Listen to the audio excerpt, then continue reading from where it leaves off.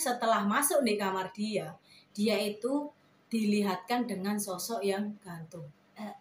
Kayak gini. Serontak dia kaget semaput.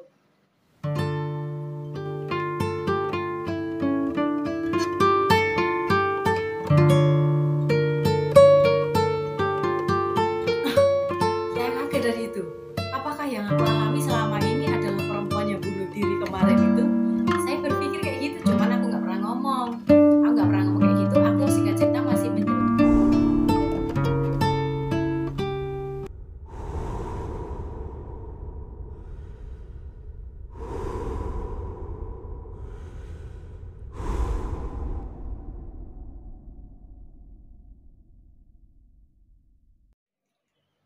Halo guys, assalamualaikum warahmatullahi wabarakatuh. Kembali lagi bersama aku, channel Makni. Season kali ini aku akan menceritakan sebuah pengalaman yang aku anggap ini mistis bagi aku. Pasti kalian akan penasaran, yuk ikuti keseruanku menceritakan semuanya pengalaman yang aku alami. Nah, pengalaman ini adalah pengalaman yang pernah aku alami sendiri di saat aku masih umur 16 tahun. Di waktu itu aku masih bekerja ya guys. Zaman dahulu tuh aku masih bekerja di rumah orang. Nah, di situ kan aku bekerja ada teman aku satu, yaitu ibu aku. Jadi satu di satu tempat, di satu rumah gitu. Nah, di rumah itu tuh ada 5 orang. Kalau nggak 5 orang, aku, ibu aku, dan sebut saja namanya si Endang sama si Lili. Kakaknya itu si Sinyo gitu aja ya. Nah, suatu ketika kita itu kan jadi pembantu baru tuh di rumah itu ya kan. Nah, di rumah itu tuh ada tingkat 2 guys. Nah, di situ ada juga satu sopir. Nah, satu sopir di situ itu sopirnya baru juga. Nah, setelah beberapa bulan bekerja di situ, aku merasakan nyaman yang nggak pernah aku rasakan di tempat lain. Karena memang di situ majikannya itu kan enjoy gitu kan ya, enak diajak ngobrol karena memang masih anak-anak gitu ya. Itu bukan keluarga apa gitu, cuma aku menunggu anak-anak, 3 orang anak itu, yang satu masih SMA, yang 2 itu masih SMP. Nah, terus setelah itu singkat cerita di situ kan konon katanya tetangga di situ dulu itu tempatnya itu tempat kos-kosan. Nah, kalau tempat kos-kosan kan otomatis di situ kan banyak kos-kosan putri, banyak orang yang ngekos di situ. Nah, di sebelah tempat-tempatnya situ adalah di sebelah sana itu, sebelah kirinya itu ada gereja, di sebelah sana itu ada universitas. Nah, kita tidak menyebutkan universitasnya ya guys, karena itu privat. Nah, setelah itu pada suatu malam, di saat kita itu makan malam setelah selesai, seperti biasa setelah selesai aku itu bersih-bersih, setelah itu menyiapkan semuanya untuk merapikan, untuk menata semuanya kembali seperti semula, dan setelah kembali seperti semula kita mau istirahat. Nah, di saat setelah kita istirahat, kita masuk kamar masing-masing. Nah, setelah kita masuk kamar masing-masing, di situ tuh baru saja kita itu rebahan ya. Aku sama ibu aku tuh baru saja rebahan. Nah, setelah itu aku mendengarkan suara perempuan nangis.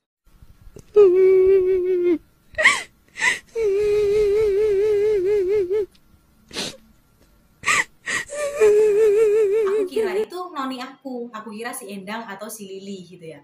Nah, terus setelah itu aku sama ibu aku tuh keluar kamar, aku tanya sama mereka, aku gedor pintunya, dok dok dok dok, non, apa ada yang nangis? Saya tanya kayak gitu. Nah, setelah kayak gitu mereka itu juga keluar, dan mereka tuh mendengar sendiri juga.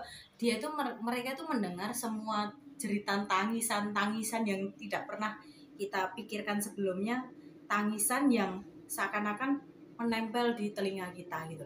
Nah, aku mengira yang menangis itu si Endang atau si Noni, dan mereka pun begitu juga, alasannya sama, dikira mereka tuh atau aku yang menangis ya. Terus setelah itu kita itu singkat cerita tanya, loh terus siapa yang menangis? Nah, sampai setelah setengah jam kita cari-cari ke sekeliling rumah, ke apa dan lain sebagainya, itu kita tidak menemukan apapun. Nah, itu cerita yang ke-1. Tidak menemukan apapun, tapi setelah itu tangisan itu hilang dengan sendirinya. Seperti orang minta tolong. Kayak gitu. Nah, setelah keesokan harinya, selang seminggu setelah itu, aku tuh sama seperti makan malam juga, seperti malam-malam yang sebelumnya kita setelah makan malam kita bersihkan, kita cuci, setelah itu kita rehat, setelah itu kita. Nah di saat itu aku tuh makan itu um, lambat. Aku makan setelah mereka makan semuanya karena aku habis dari luar ya. Nah terus setelah itu aku makan, aku masuk ke ruangan dapur. Aku nggak pernah merasakan itu ada hal yang aneh, ada hal yang apa itu aku nggak pernah merasakan. Cuman di saat aku makan kayak gitu, aku makan dengan sendirinya, ibu aku udah di kamar, terus si Endang sama si Lili itu udah di kamar, terus sisinya itu juga udah di kamar. Kan otomatis keadaan di dapur itu sepi ya guys. Nah setelah keadaan di dapur itu sepi, di situ aku makan sendiri, tapi aku kan merasa kayak gimana gitu. Terus akhirnya aku itu makan, aku bawa ke kamar sama ibu aku. Nah setelah aku bawa ke kamar, setelah aku bawa ke kamar, aku selesai makan, baru aku bawa ke dapur. Aku bawa ke dapur, aku cuci. Ya aku cuci seperti biasa tanpa ada pikiran yang aneh-aneh. Aku cuci, aku taruh. Nah, betapa kagetnya setelah aku itu kembali membalikkan badan aku kayak gini ya kan. Membalikkan badan aku kayak gini. Kan kalau zaman dahulu tuh kaca di jendela itu kan kayak kaca krepiak gitu ya guys. Kaca krepiak yang 1, 2 terus ditutup kayak gitu loh. Nah, itu kan belum aku tutup ya kan. Nah itu aku mau tutup. Nah setelah aku membalikkan badanku set kayak gitu, aku tuh melihat ada tangan segini terpotong segini guys, terpotong segini. Terus setelah itu jalan di aku, kelihatannya aku melihat dengan mata kepala aku sendiri di krepyak kaca itu jalan kayak gini. Nah aku kaget, aku udah lemes, aku nggak bisa apa-apa. Aku lihat itu pun aku sudah seperti kayak nggak bisa gerak gitu. Apa itu? Nah, serentak aku langsung baca Al-Fatihah, aku baca surat Yasin, aku udah itu. Nah, setelah itu tuh 2 kali datang.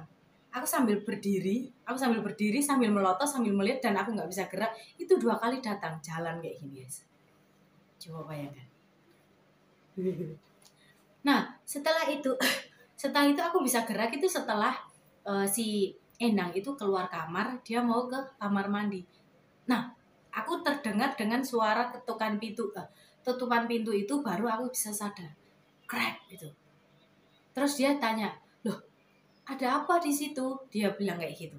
Terus aku nggak berani cerita karena mungkin kalau aku cerita mungkin si Endang nanti takut kalau mau ke kamar mandian, karena kamar mandinya tuh nggak itu agak jauhan, nggak satu kamar gitu. Sini kamar mandi, jalan ke sini ruang tamu, terus sebelahnya gini baru kamar mandi. Jadi kalau aku ngomong sama dia mungkin dia akan takut. Nah setelah itu aku nggak ngomong sama dia. Aku bilang oke, nggak apa-apa. Tapi dengan keadaan aku gugup dan panas dingin. Nah setelah itu aku cerita sama ibu aku dan aku cerita kayak gitu. Setelah cerita kayak itu akhirnya aku sholat. Di malam hari aku sholat dan oke, fine, itu sudah berlalu. Nah setelah 1 bulan setelah itu ada kejadian lagi yang sangat menyeramkan. Nah, suatu ketika gini, aku pulang dari luar, bermain malam minggu ya kan, mas anak muda ya kan, bermalam mingguan dengan teman kayak gitu. Nah aku pulang itu jam 10 malam, otomatis yang di rumah udah tidur kan. Aku kan bawa kunci serep tuh. Nah aku masuk tapi aku nggak lewat ruang tamu. Kan kalau di sana itu gerbang, setelah itu jalan ke depan, terus bagasi, terus baru ruang tamu. Nah, tapi aku nggak lewat situ. Aku lewat gerbang, bagasi ya kan. Lewat gerbang masuk dari bagasi. Nah, terus bagasi itu lewat dapur. Nah, aku lewat dari bagasi, aku buka pintu jeret. Nah, setelah aku buka pintu, aku tuh merasa ada orang jalan di samping aku gitu. Di samping aku, jelas di samping aku. Tapi aku nggak kelihatan itu ada orang apa nggak. Cuman kenapa aku merasa kayak gitu? Karena aku kayak disenggol gitu loh. Seret gitu, jalan sama-sama jalan gitu loh. Kalau orang sama-sama jalan terus kita tuh berdempetan gitu kan, otomatis kita terasa kayak gini ya guys. Nah aku juga kayak gitu, tapi aku merasa bodoh lah, mungkin karena aku ngantuk ya kan, udah malam.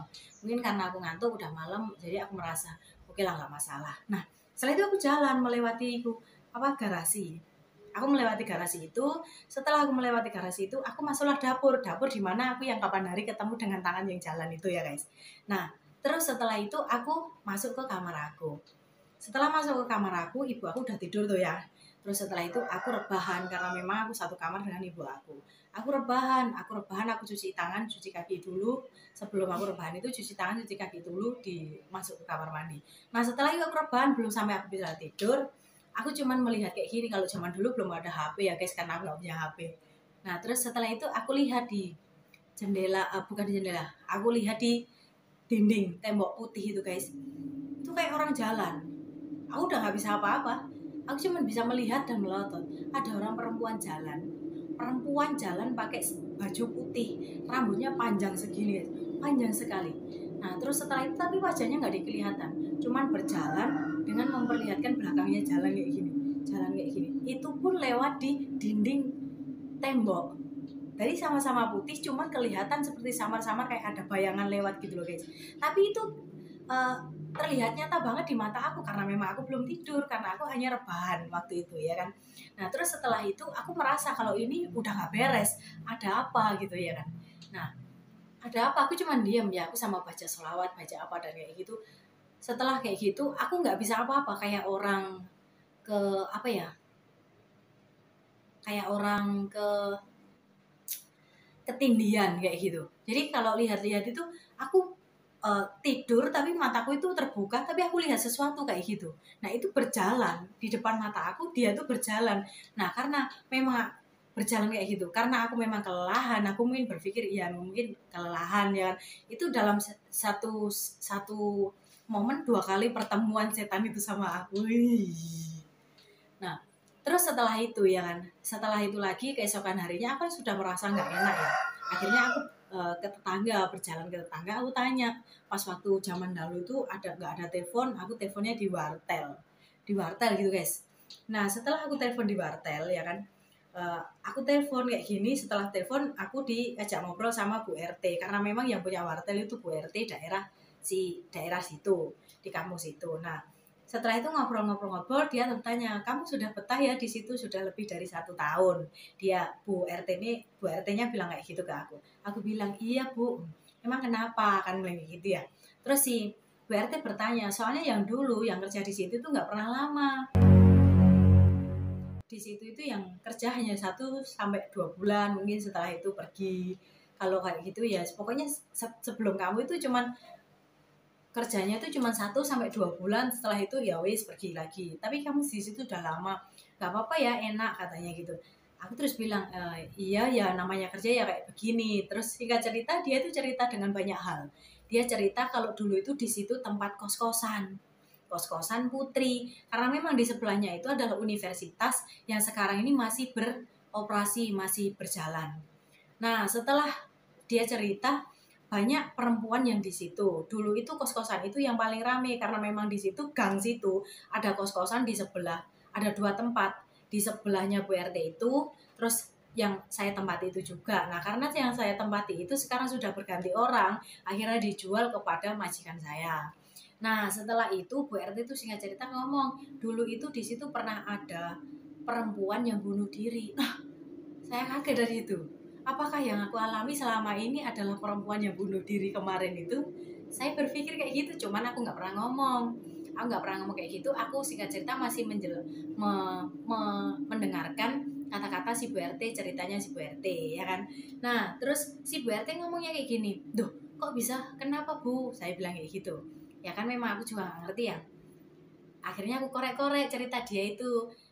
Iya, dulu itu ada perempuan yang pernah bunuh diri di situ. Di situ kan tingkat 2. Nah, tahu kan di tingkat 2 itu yang paling atas di sebelah kiri paling pojokan. Iya memang ada di situ tuh kamar yang di pojokan. Nah, sekarang yang nempati itu si supir.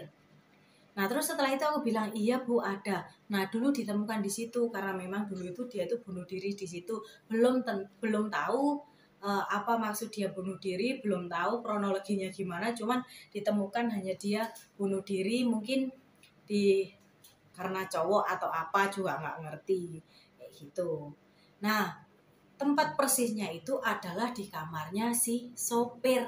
Di kamar si sopir itu adalah kamar di atas tempat tidur aku.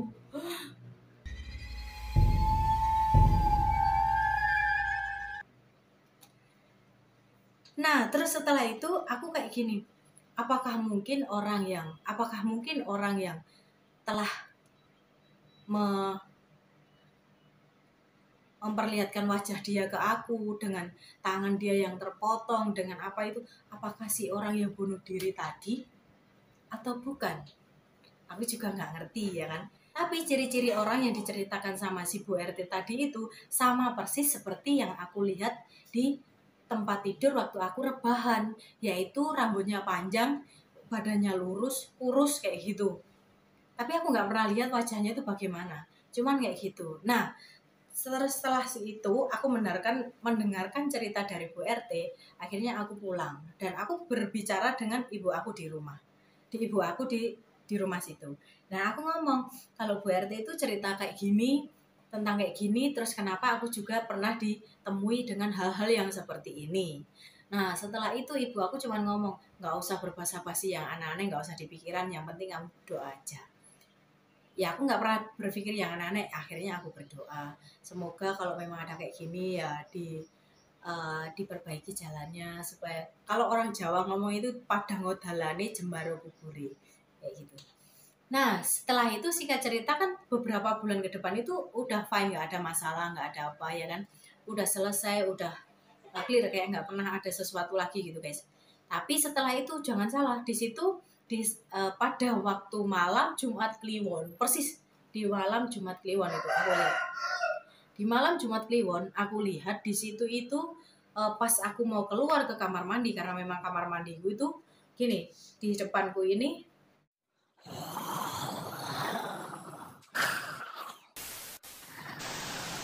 di depanku ini kan kamar, di sebelahku kamar mandi, tapi depan kamar aku itu kolam ikan dan taman kecil, karena memang sesungguhnya di situ memang buat makan ikan, kasih makan ikan, sama kolam kecil untuk kasih makan ikan gitu guys. Tapi di situ gelap sekali karena memang lampunya kan kalau di kolam itu nggak terlalu terang apa gitu kayak.